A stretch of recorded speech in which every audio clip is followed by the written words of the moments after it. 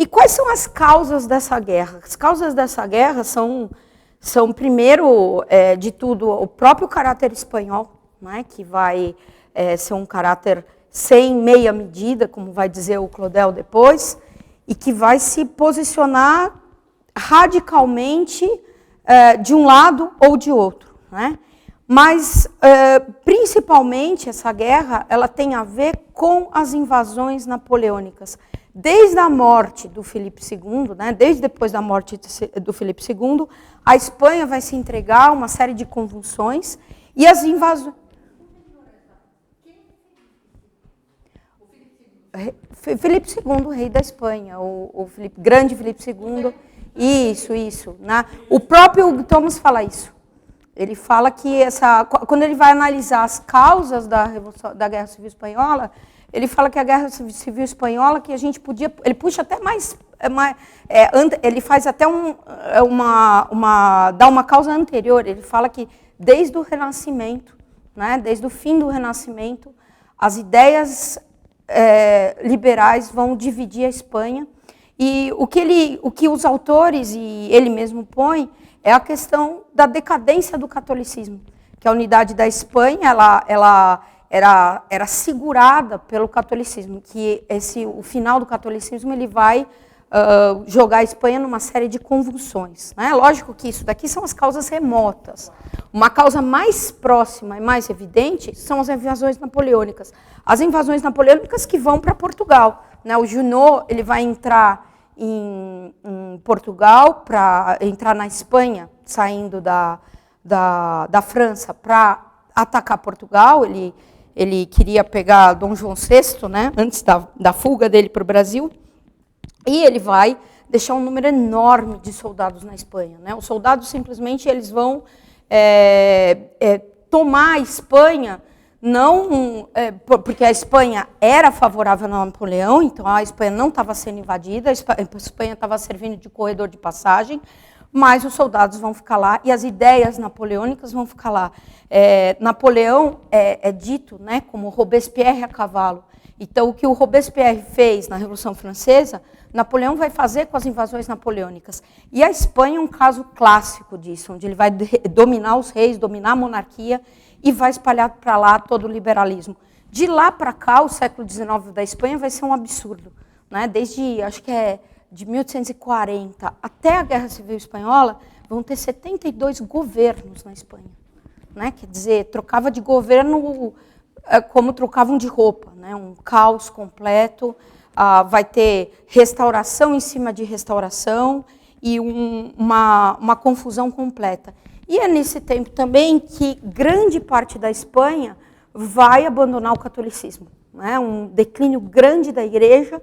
E isso aqui, quando eu ponho RHT, são as citações do Thomas. Né? Ele mesmo falando que a decadência espanhola, não tinha visto aqui, ela decorreu do declínio da igreja. Tá? Isso são as... Eles deixavam de ser católicos, ficavam ateus? Não. Eles falavam que até os ateus na Espanha eram católicos. Eles defendiam a religião católica. Era uma... durante a Guerra Civil, a gente vai ter o ateísmo mesmo, isso em 31, 36. Eram católicos não praticantes, católicos que não iam à missa, mas que para a época, no século XIX, já era uma coisa escandalosa. Né?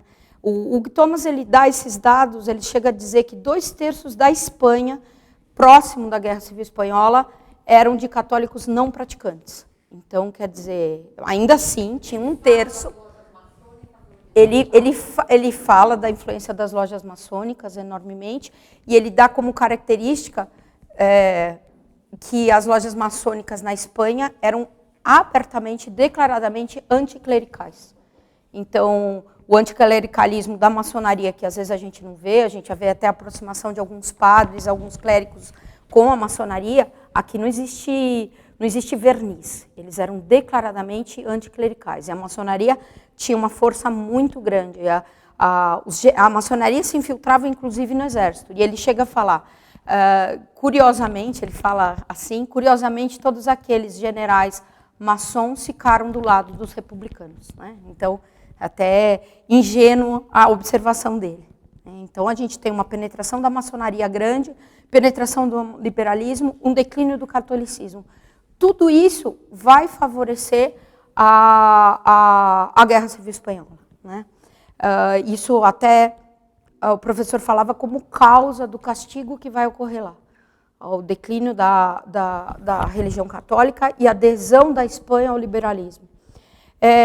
A causa imediata da guerra vai ser a fuga do rei Afonso XIII. Né? Depois eu vou colocar uma tabela onde eu delineo mais ou menos os partidos, mas o rei Afonso XIII, que era o rei da Espanha desde que ele nasceu, tá?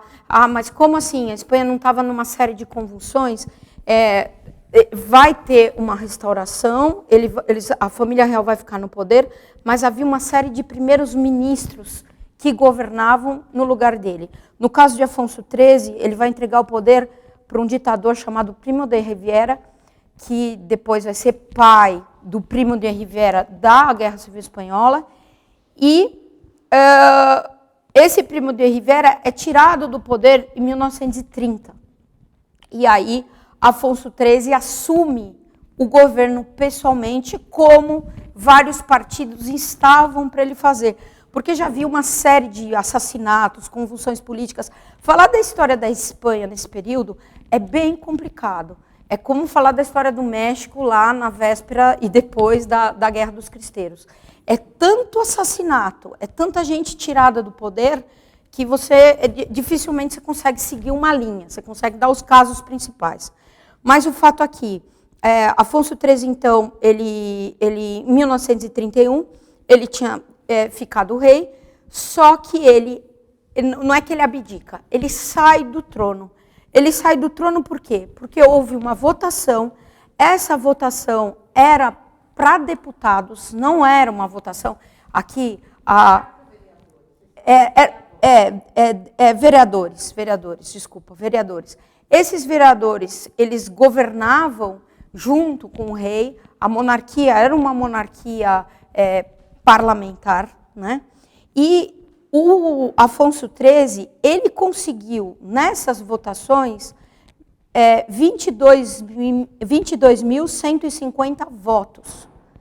Os republicanos, que eram contrários à monarquia, que queriam que ele saísse do governo, conseguiram 5.878 votos. Então, ele conseguiu 22 mil, eles conseguiram perto de 6 mil votos. E, por isso, ele fugiu. Agora, vocês vão perguntar, não, mas você está falando os números errados. Não, é isso mesmo. Ele conseguiu 22 mil, eles conseguiram 6 mil. E, por isso, ele saiu. Porque ele disse que ele não era benquisto. Né? Por quê? Porque esses 6 mil era, como era de se esperar, nas maiores cidades. Eram nas cidades principais, Barcelona, Madrid, nas grandes cidades. Os 22 mil eram no interior. Então, como ele perdeu nas grandes cidades, onde, lógico, as ideias liberais, comunistas, anarquistas estavam disseminadíssimas, né? Ele vai dizer que, para evitar uma guerra civil, ele ia se retirar. Né? Quer dizer, uma coisa completamente tola. Né? Para vocês verem, ele era republicano, né? Para vocês verem o discurso dele. As eleições do último domingo mostraram-me que deixei de gozar do amor do meu povo. Como ele teve a maioria deslavada, né? O povo queria ele. Poderia muito facilmente dispor de meios para sustentar o meu poder real contra todos os advenas, mas estou resolvido a nada fazer que coloque um dos meus compatriotas contra outro numa guerra civil fratricida. Assim, até que a nação se pronuncie, suspenderei deliberadamente o uso das minhas reais prerrogativas. E vai para a França. Né? Ele nem abdica, ele fala assim, ó, até vocês pedirem para eu voltar, eu estou indo embora. Não brinco mais, é justamente isso, é uma coisa assim louca. E ele era a única, a Espanha estava numa convulsão e um crescimento dos comunistas, da esquerda muito grande, e era uma esquerda perigosa, uma esquerda, ela era multifacetada, mas tinha gente ali, como vai levar as vias de fato, disposta a fazer de tudo. E a autoridade sair, quer dizer, foi um absurdo que ele fez, né? Então, simplesmente, ele abandonou o poder. Nisso ele parece... Quê? Então, vai ficar um governo provisório, que vai cair na mão dos republicanos, é óbvio, porque as grandes cidades estavam dominadas pelos republicanos. Então, uma coisa assim, absurda o que ele fez. Parece muito a atitude do nosso Dom Pedro II aqui, né? Isso aqui é a Revolução Francesa na Espanha. Aqui no Brasil, foi quando Dom Pedro II perdeu a monarquia, em 1889, né, com a proclamação da República pelo Deodoro. Ele não estava no Rio de Janeiro, ele estava em Petrópolis, no Paço Imperial de Petrópolis. Então, mandaram ir avisar, né, que tinham resolvido proclamar a República, porque ninguém sabia. Foi uma coisa feita à noite, às escondidas. Então, mandaram avisar, e isso tomou todo mundo de surpresa. O rei ainda devia ficar muito surpreso com isso. Bateram na porta dele, o mordomo atendeu, mandaram chamar ele. As mulheres, a Teresa Cristina e a princesa Isabel estavam atrás dele, ouvindo o que era. Ele foi até a porta. O emissário ainda se confundiu, chamou ele de Vossa Alteza, e não era mais, né, porque já tinha sido destituído, e disse para ele que ele tinha 24 horas, ele com a família real, para deixar o Brasil, né? Então, isso aqui é o quê? É a Revolução Francesa, é tirar a monarquia do país.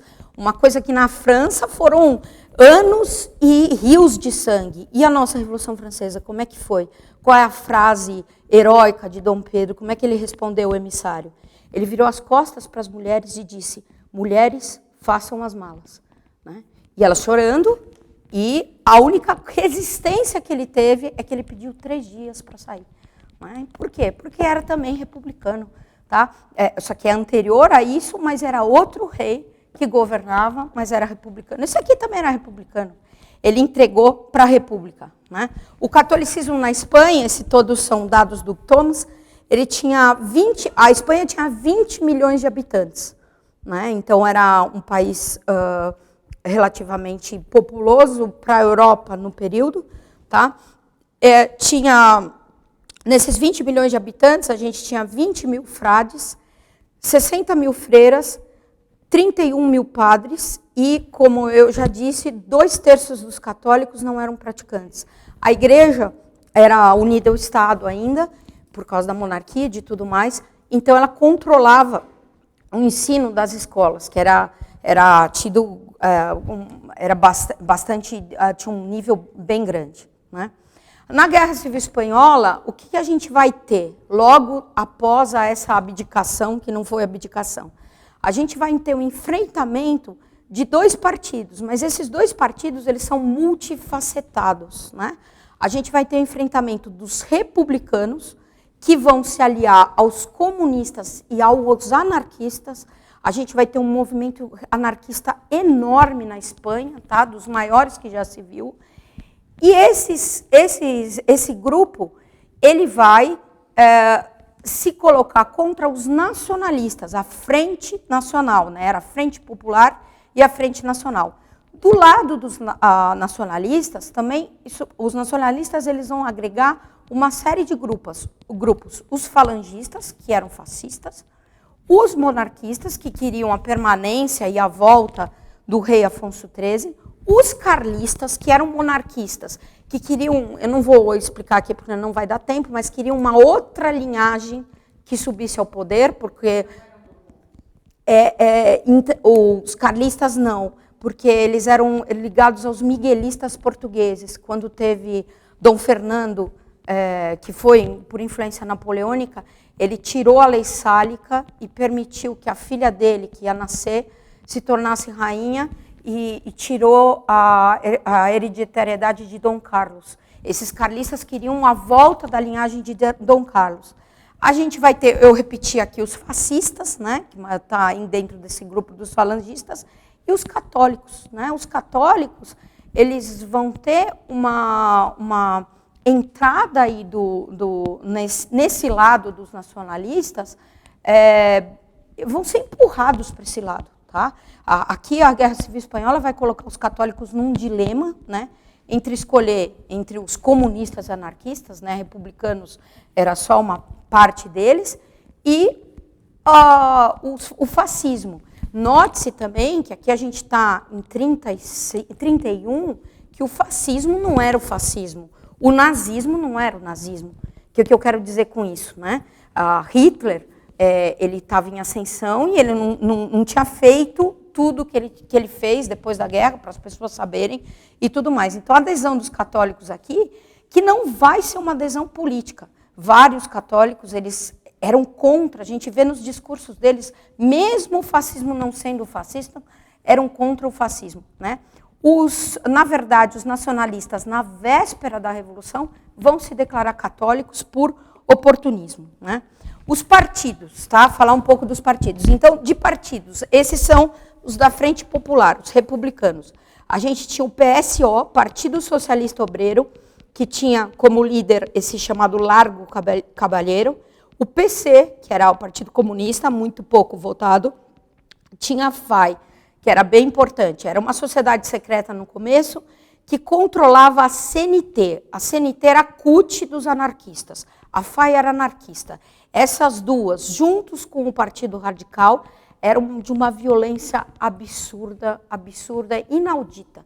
Né? Eram miliciados, jovens, que estavam dispostos a fazer qualquer coisa. Né? Era uma coisa tremenda. Tá? Tinha o Partido Republicano, que era um pouco mais moderado. O Partido Radical, já falei, CNT. O POM, que era o Partido Obreiro Unificado Marxista, trotskista. E a UGT, União Geral dos Trabalhadores, que também ia na mesma linha marxista e se confundia com os outros. Então, esses todos capitaneavam um monte de miliciados, jovens, mulheres, né, que aderiram aí aos republicanos. Do outro lado, a gente vai ter os nacionalistas. A Frente Nacional, esse aqui, esse emblema que eu pus aí, é o emblema da Falange, que é muito semelhante ao emblema fascista usado pelo Mussolini. O significado é o mesmo, né? O faixo, da onde vem a palavra fascista. O faixo era um instrumento que os cônsules ou os magistrados em Roma usavam, eram algumas varas amarradas e um machado, e que simbolizava o poder que os magistrados romanos tinham da pena capital, né, quer dizer, de matar alguém, ou de punir alguém. E esse lema vai ser adotado pelos fascistas, pelo Mussolini, e por isso que ele vai se declarar fascista. Esse lema também vai ser... Aí tem também uma junta de bois, né, simbolizando o trabalho, a agricultura. Vai ser usado pelos falangistas. Tá? Nos nacionalistas... uma canga de bois. O jugo de bois. Nos nacionalistas, a gente vai ter vários partidos, né? No outro lado também tem mais, esses são os principais. A gente tinha o SEDA, que é Confederação Espanhola das Direitas. Aqui estava grande parte dos católicos. Tá? Era um partido de resistência. Belo nome para um partido de resistência. Né? A gente já viu que virou, né? Cedeu. A gente vai ter a Falange, que era o partido fascista, liderado pelo Primo de Rivera. O Primo de Rivera é o filho do ditador que governava com Afonso XIII. E a Falange, ela vai ser o partido do Franco. O Franco vai ser o ditador que vai assumir essa questão da direita na Espanha. O Hugo Thomas fala, nas vésperas da Revolução, até 30, ele não tinha decidido que lado ele estava. Se ele estava do lado dos republicanos ou do lado dos nacionalistas. Então, vocês vejam que era uma pessoa de convicção. Né? Na verdade, o que era de pouca convicção, estou brincando, era um oportunista. Tá? Era extremamente jovem, né? E essa falange que ele vai capitanear, junto com a Legião Estrangeira ela vai vir do sul para atacar a Espanha, ela tinha como lema, abaixo a inteligência e viva a morte. Extremamente violenta também. Tá? Então, isso daqui é uma coisa que enche os livros dos republicanos, né? As atrocidades cometidas pelos nacionalistas, que nem de longe eram anjos. Tá? O jeitão do direitista. Hitler financiava eles, né? Só por isso a gente já vê. E a gente tem os carlistas, né, monarquistas românticos, tá? Em 1931, esse governo provisório que assume, já que o rei se ausentou, ele vai fazer uma constituição tremenda, né? Então, essa constituição, um desses ministros do governo vai ser Alexandre Leroux, desse governo transitório, que era um horror. É uma constituição laica, vai, entre outras coisas, pedir a separação entre igreja e Estado, divórcio, contra os direitos da igreja, a favor da reforma agrária, vai desapropriar todas as terras superiores a 56 acres, vai fechar, proibir as instituições religiosas de exercerem comércio, indústria, secularizar os cemitérios, suspendeu as honras militares para o Santíssimo Sacramento ao passar pelas ruas, eliminou a obrigatoriedade do ensino religioso, proibiu o crucifixo e um emblema religioso nas escolas, ou seja, laicizou as escolas, liberdade de culto e, além de tudo, igrejas e capelas nacionalizadas. Então, essa Constituição é uma bomba, né? Simplesmente tomou todas as propriedades da igreja, ainda não de fato, né? Mas pela Constituição. Tá? Como ela dizia, né? O local ou os locais, até o presente consagrado ao culto, serão convertidos em armazéns coletivos, mercados públicos, bibliotecas populares, casas de banho ou higiene pública. Então, transformou as igrejas em banheiros, né? Conforme as necessidades de cada cidade. Tá? Esse Alexandre Leroux, olha uma citação dele, ele era um ministro que estava conduzindo esse governo provisório. Jovens bárbaros de hoje, invadir e saquear, isso aqui é discurso dele na Assembleia, e saqueai a decadente civilização dessa nação infeliz, destruir seus templos, liquidai seus deuses, rasgai os véus de suas noviças e elevai-as à condição de mães. Não vos detenhais nem frente aos sepulcros, nem frente aos altares. Lutai, matai e morrei. Isso aqui vai provocar uma onda de assassinatos, queimas de igrejas enorme. Como resistência real, a gente vai ter o cardeal Segura, né? O cardeal Pedro Segura. Esse aqui vai ser excelente, só que vai passar a vida fugindo, vai ter que fugir da Espanha, voltar, vai ser preso, vai ser traído pelos padres do Vaticano. A vida dele vai ser muito conturbada. Mas ele vai fazer um discurso fulminante para a resistência. E vai dizer, se permanecermos quietos e inertes, essa expressão ele tira da encíclica de Leão XIII, se nos permitirmos a apatia e timidez, se deixarmos livres o caminho àqueles que estão tentando destruir a religião, ou se esperarmos a benevolência de nossos inimigos para assegurar o triunfo de nossos ideais, não teremos direito algum de nos lamentarmos. Quando a amarga realidade mostrar que tivemos a vitória na mão e, no entanto, não soubemos lutar como intérpretes guerreiros prontos a sucumbir gloriosamente. Ele também dava a resposta ao rei Afonso XIII. O rei Afonso XIII, ele estava em Paris, né, passeando lá, diante dessas manifestações, ele vai fazer uma declaração. Os monarquistas que desejam seguir o meu conselho não apenas evitarão criar obstáculos à nação do governo, mas também o apoiarão em todas as suas medidas patrióticas. Quer dizer, ele manda apoiar uma constituição absurda dessa. Muito acima da ideia formal da república ou da monarquia está a Espanha. Aí, a frase dele depois, né? Não quero que por mim se derrame uma gota de sangue. Não era por ele, né? Não era por ele que ia se fazer. Bom, depois da conclamação do cardeal Segura, várias pessoas vão procurar algum tipo exercer algum tipo de reação, né? Pessoas do povo. Entre eles, uns lá vão se juntar na rua, pegar uma vitrola, começar a tocar umas músicas monarquistas, e quando eles estavam lá, um taxista